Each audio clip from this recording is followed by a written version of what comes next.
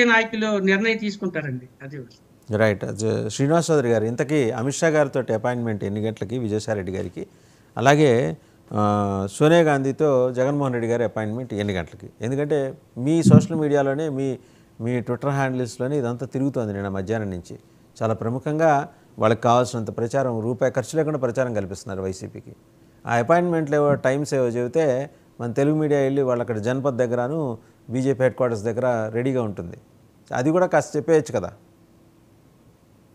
అఫ్జాన్ గారు, మొదట మీకు 99 బీజేపీ నరసింహరావు గారికి, అలాగే వైఎస్ఆర్సీపీ గారికి నమస్కారాలు.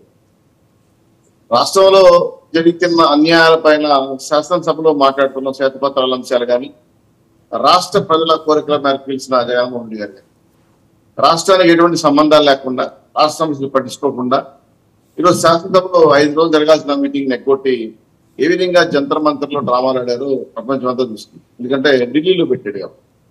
సరే, ఆయన ఏదో 36 మంది చనిపోయారు, 500 పైచులకు దాడులు జరిగాయి, ఇంకా 1000 పైకు ప్రభుత్వ ఆసుపత్రులు అయ్యాయి అంటే జనం నిజంగా నిజమేనేమనుకున్నారు. మరి ఇవ్వచ్చు కదా ఆధారాలు. 30 మంది చనిపోయారు, మరి మీరు రష్యను ఒక్కరైదు పరిశీలించారు ఓదార్పు యాత్రలో, వీళ్ళు 35 మంది ఏం పాపం చేశారు.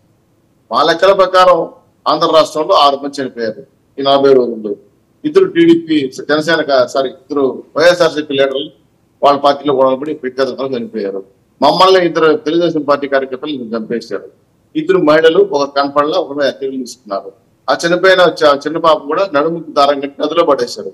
దాని మీద చాలా పెద్ద ఎత్తున శవం దొరకడం ట్రై చేస్తారు. సో మాకున్న లెక్కలు ఇవి.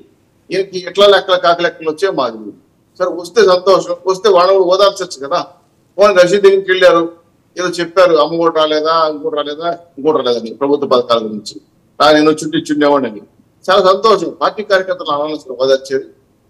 వెళ్ళావు, చనిపోయాడు వ్యక్తి, ఒక 5 పైసలు 10 పైసలు ఇవ్వచ్చు కదా సహాయకరంగా. 10,000 8,000 1 రూపాయి ఇవ్వాల.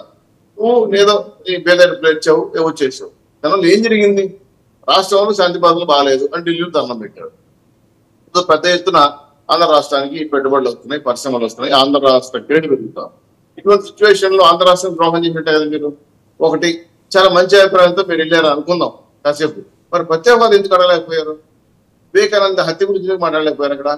అలాగే ఇక్కడ జరిగిన రాష్ట్ర మీరున్నప్పుడు జరిగిన 580 మంది వచ్చి చేరిపోయారు కదా, వాళ్ళ గురించి ప్రస్తావించలేదు. అప్పుడు ఢిల్లీ రాలేదా? నా సలహా ఏంటంటే, ఈరోజు మీరు చెప్పిన అభిప్రాయం ముందుకు వచ్చిన తర్వాత విజయసాయి రెడ్డి గారు పార్టీని చెక్ చేస్తున్నాడు, జగన్మోహన్ రెడ్డి ఇంకో పార్టీలోకి వెళ్తున్నాడు. మీరు చూడండి, ఎన్డీఏ కూటమి ఒక పక్క, ఇండియా కూటమి ఒక పక్క. నేను కలిసి ఉన్నటువంటి ఎవరు? ఇండియా కూటమి వాళ్ళే. అఖిలేష్ యాదవ్ కావచ్చు, ఎవరు కావచ్చు. అంటే కాంగ్రెస్ లోకి వైఎస్ఆర్సీపీ వెళ్తా ఉందని సిమ్టమ్స్ ఇస్తున్నాడు. ఢిల్లీలో ఎవరో నాకు పర్పస్ పెంచుకోవాలి, ఆంధ్ర రాష్ట్రంలో పోయింది, ఎవరు ఢిల్లీలో పెట్టుకోవాలి అని కుప్పడాడు పెట్టాడు. సో ఈ పక్క విజయసాయి రెడ్డి ఏమన్నాడు, అయ్యో నీ కేసుల కోసం, నీ సూట్ కేసు కంపెనీల కోసం, నీ అక్రమ ఆస్తుల కోసం నేను కష్టపడ్డాను, ఈరోజు దాన్ని ఢిల్లీ నడిదారులు వదిలేసి వెళ్ళిపోతామని చెప్పి ఆయన ఎంపీలు తీసుకొని అమిత్ షా కాదు. ఇది వాస్తవమే, అది అనుమానం ఒక్కర్లా. ఇది ఉంది, నిపుణుడు కాబట్టి పోగొస్తా ఉంది. దీన్ని దృష్టిలో పెట్టుకుని చాలా స్పష్టంగా మీకే ఆ మీటింగ్ లో కనబడిపోయింది. ఈ పక్క ఇండియా కూటమి వాళ్ళు ఈ పక్క వస్తుంటే విజయసాయి రెడ్డి అలిగి అటుపక్క నేను అమిత్ షాతో మాట్లాడుకుంటాను, నేను కోసం త్యాగం చేశాను, నేను ఎత్తిన అడవిలో పాడేశాను అని చెప్పి ఆయనకున్న పర్సనల్ ఇష్యూస్, ఆ వ్యక్తిగత గొడవలతో ఆయన సమాధానం చెప్తున్నాడు. టోటల్ గా ఏంటంటే ఢిల్లీ ధర్నా చేసి జగన్మోహన్ రెడ్డి గారు పరువు తీసుకున్నాడు తుస్సుమని. దీంతో ఇక్కడేదో పొరులు పోతాయి అనేసి కొంతమంది మీడియా మిత్రులు వినిపించి ఆ డిస్ప్లే 4.29 చేశారు. ఏం దాంట్లో ఏమున్నాయి చెప్పండి? నాకు తెలిసి ఏమి లేవు. మాకు కూడా రిజల్ట్స్ వచ్చాయి. వాస్తవానికి దూరంగా ఫేక్ ముఖ్యమంత్రిగా మా పేరు మెచ్చుకున్నాడు, పూర్తిగా అబద్ధాలు చెప్పాడు.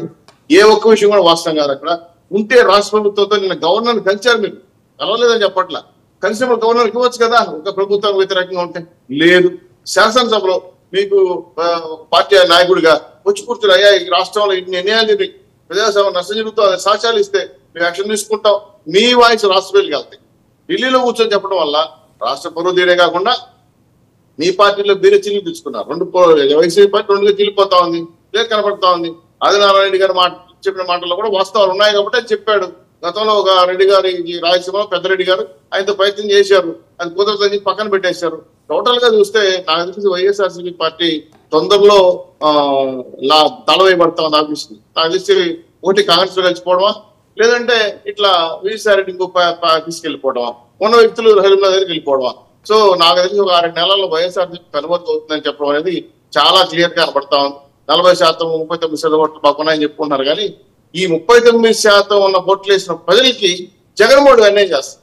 వీళ్ళని నమ్మి గెలిపిస్తే మీ రాష్ట్ర ప్రజలు వాయిస్ వినిపించాలి శాసనసభలో. కనీసం పులివెందుల విషయాల్లో మాట్లాడాలి కదా. అంతెందుకు సార్, బడ్జెట్ కేంద్రం నుంచి వచ్చింది, డిస్కస్ చేయండి. మంచి తప్పు జరిగిందో మీడియా ముందుకు రారు, శాసనసభకు రారు, ప్రజలు నిర్ణయించిన అది 11 మంది ఎమ్మెల్యేలు శాసనసభకు రారు. ఏదో రకంగా డుమ్మా కొట్టాలి, శాసనసభకి కొట్టాడు. ఢిల్లీలో డ్రామా వేశాడు, అది ఫేక్ డ్రామా తెలిపోయింది. దానివల్ల ఆయన పార్టీకి నష్టం వస్తా ఉంది. ఎంపీలో ఒక పక్క, రాష్ట్ర ఎమ్మెల్యేల పక్క చీలిపోతున్నారు.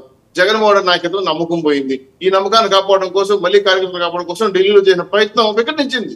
అది పార్టీ చీలిక మార్గం అయిపోయింది. సో దీంతో ఏం చెప్పాలో అర్థం కాకుండా ఇంకో 2 రోజులు శాసనసభంగా, ఇంకో 2 రోజులు మళ్ళీ సోనియా గాంధీ అపాయింట్మెంట్ అడుగుతున్నారంటే అర్థమేమి?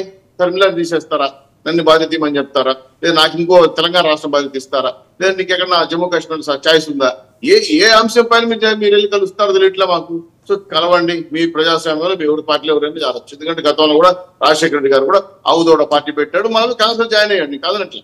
సో జగన్మోహన్ రెడ్డి గారు చేయాల్సిన పని ఏంటంటే, రాష్ట్ర ప్రజలు ఏదైతే ఆకాంక్షించి మీకు 11 సీట్లు ఇచ్చారో దానికి న్యాయం చేస్తున్నారా? చేయట్లేదు కదా. పోనీ మమ్మల్ని అడగండి, ఇదో పలానా రాష్ట్రంలో అన్యాయం జరిగింది, మీరు చేయట్లేదు. ఒక అధికార పక్ష పార్టీగా మీరు తప్పులు చేస్తున్నారు, లేదా లెక్కర్ స్కామ్ లో మేము చేసాం, లేదా ఇంకో దాంట్లో ఇంకోటి చేసాం, వాస్తవాలు మీరు చేయలేదని చెప్పి చెప్పుకోవడానికి ధైర్యం చేయడం లేదు కదా. ఇప్పుడు 7 పత్రాలు, శతపత్రాల పైన 6 పాయింట్ రిలీజ్ చేసాం. ఒక్క శాఖ మంత్రి అయినా లేదా జగన్మోహన్ రెడ్డి గారికి చేయలేదని చెప్పట్లేదు కదా. అంటే మీరు గుమ్మడికాయ దొంగ భుజాలు దొరుకుతాయి కదా, మనుదిన పిల్ల ముందు కూర్చుని అయినారు అంటే వాస్తవాలు దగ్గరగా కూడా మీరు చెప్పే అన్ని అక్కడ మన పైన. మరి దీని గురించి ఎందుకు మాట్లాడలేదు? ఢిల్లీలో 5 ఏళ్ళ పరిపాలన చేసాం, ఇన్ని స్కాములు చేసాం, 2 లక్షల కోట్లు తినేసాం అని చెప్పుకుంటే ఇంకా హ్యాపీగా మంచి మసాలా దొరికేది కదా. కాదండి, అవి మీరు మాట్లాడతారు కదా, ఆయన స్కాములు మీరు మాట్లాడతారు, మీ దారుణాలు ఆయన మాట్లాడుకుంటాడు, అంతే కదా. మీ ఇద్దరు కలిసి ఏంటంటే తెలుగు రాష్ట్రాల ప్రయోజనాలని పక్కదారి పట్టిస్తున్నారు, అది జనాలకు అర్థం కావట్లా అని జనం అభిప్రాయం. మా ఎన్డీఏ కుటుంబం చాలా క్లియర్ గా ఉంది సార్. మీకు తెలుసో మీరు కూడా చూశారు, శాసనసభలో విషయాలు డిస్కస్ అయ్యేటప్పుడు కేంద్ర ప్రభుత్వం పార్లమెంట్ సాక్షిగా ఆంధ్ర పేరు చెప్పి నిధులు కేటాయించడం వల్ల ఎన్డీఏ కుటుంబ నాయకులు విజయం సాధించారు. మీరు అభినందించకపోతే పోయింది, ఇదో పలానానికి ఇది ఇవ్వండి, పలానానికి అది ఇవ్వండి అడగచ్చు కదా. ఈరోజు ప్రత్యక్షంగా 15,000 కోట్లు, అనఫిషియల్ గా 1 లక్ష కోట్ల పైసలు ఆంధ్ర రాష్ట్రానికి వస్తున్నాయి. ఇది దారుల్లో రాష్ట్ర అభివృద్ధికి ఉపయోగపడతా ఉంది. ఇదో దిక్కంగా చేయండి సహాయం. మీరు మిమ్మల్ని ఎన్నుకుని దానికే కదా. పులివెందుల అన్నమయ్య డ్యామ్ కూలిపోయింది, సార్ మా డ్యామ్ కట్టండి. నేను ఎట్టా కట్టలేకపోయాను శతకన ముఖ్యమంత్రిగా, ఇప్పుడు మీరైనా కట్టండి అడగచ్చు కదా. కనీసం అక్కడ హాస్పిటల్లో ఉద్యోగస్తులు లేరు, 12 మంది డాక్టర్లు ఉంటే 4 డాక్టర్లు ఉన్నారు. పులివెందుల నుంచి అనంతపురం డబ్లింగ్ లైన్ ఏమని చెప్పి ప్రభుత్వంలో చెప్తే ఉత్తర రాసిచ్చు. ఇప్పుడు మేము చేస్తున్నాం కదా, ఆమోదించదాన్ని కనీసం మీరు ఎమ్మెల్యేగా. అనేక అంశాల పైన వీళ్ళు టిక్కో వీళ్ళు ఇవ్వలేదు ఇంతవరకు. ఇంకా మీరైనా ఇవ్వండి, పులివెందుల్లో 5,000 ఇండ్లు ఇస్తామన్నారు సార్, నేను గెలిస్తే ఇవ్వని చెప్పండి. అక్కడ సర్పంచులకు డబ్బులు లేకుండా మేము పార్టీని దూరం తీసి రాజీనామా చేశారు. ఇప్పుడు ఎనర్జీ ఫండ్స్ మేము కేటాయిస్తున్నాం. చేపించండి. మీరు ప్రజా నాయకుడిగా, ఎమ్మెల్యే స్థాయిగా మీరు అక్కడ అభివృద్ధిని వదిలేసి ఢిల్లీలో కూర్చొని నేను డ్రామాలు వేస్తానంటే నమ్మేవాళ్ళు ఎవరు సార్? తెలుగు వాళ్ళకి అర్థం అవుతుంది. గత 5 ఏళ్ళుగా వేసిన డ్రామాలు చూసే మీకు తగిన గుర్తింపు ఇచ్చి పక్కన పెట్టారు. మళ్ళీ ఇదే డ్రామా మొదలు పెడితే నేనైతే జగన్మోహన్ రెడ్డి గారి గురించి ఆలోచించే టైం చేసుకోవాల్సిన అవసరం లేదనుకుంటున్నా. ఆయనకు 6-7 నెలల్లో పార్టీని మూసేసుకుని వేరే దారి చూసుకునే అవకాశం స్పష్టంగా కనబడుతుంది. ఎందుకంటే ఆయన అందరూ దూరం అయిపోయారు, విజయసాయితో సహా ఒంటరివాడు అయిపోయాడు. ఇంకా ఆయన లైఫ్ ఎలా ఉంటుందో నాకు తెలిసి, నాకన్నా మీకే జర్నలిస్ట్ గా మీకే బాగా అర్థం అవుతుంది. మనతో పాటు శివపార్తి గారు కూడా జాయిన్ అయ్యారు, జనసేన అధికార ప్రతినిధి. నమస్తే శివపార్తి గారు. శివపార్తి గారు, మరి ఇవాళ రేపట్లో నమస్తే జగన్మోహన్ రెడ్డి గారేమో సోనియా గాంధీతో భేటీ, అలాగే ఇవాళ రేపట్లో విజయసాయి రెడ్డి గారేమో అమిత్ షా తోటి భేటీ, దాంతో పాటు రాజ్యసభ సభ్యులందరినీ తీసుకుని వెళ్తారు. బహుశా ఒక మిథున్ రెడ్డి సరే ఆయన లోక్సభలో ఉన్నారు, ఇంకా రాజ్యసభలో ఇంకెవరన్నా ఒకటి మిగులుతారేమో జగన్మోహన్ రెడ్డి గారేమో కూడా లేదు. జగన్మోహన్ రెడ్డి గారే మొత్తం వీళ్ళందరినీ, విజయసాయి రెడ్డి గారు ఒక్కరిని మినహాయించి మిగిలిన 10 మంది, ఈ 14 మందితోటి ఇండియా ఎలయన్స్లోకి వెళ్తారు. మొత్తానికి ఏంటంటే ఈ క్లమ్జీ అట్మాస్ఫియర్ అయితే మనకి 2 తెలుగు రాష్ట్రాల్లో ఎలాగా వెదర్ డిస్టర్బెన్స్ ఉందో ఢిల్లీలో కూడా అలాంటి పొలిటికల్ వెదర్ డిస్టర్బెన్స్ మనకు స్పష్టంగా కనిపిస్తుంది. నిన్న ఈయన ఆర్గనైజ్ చేసిన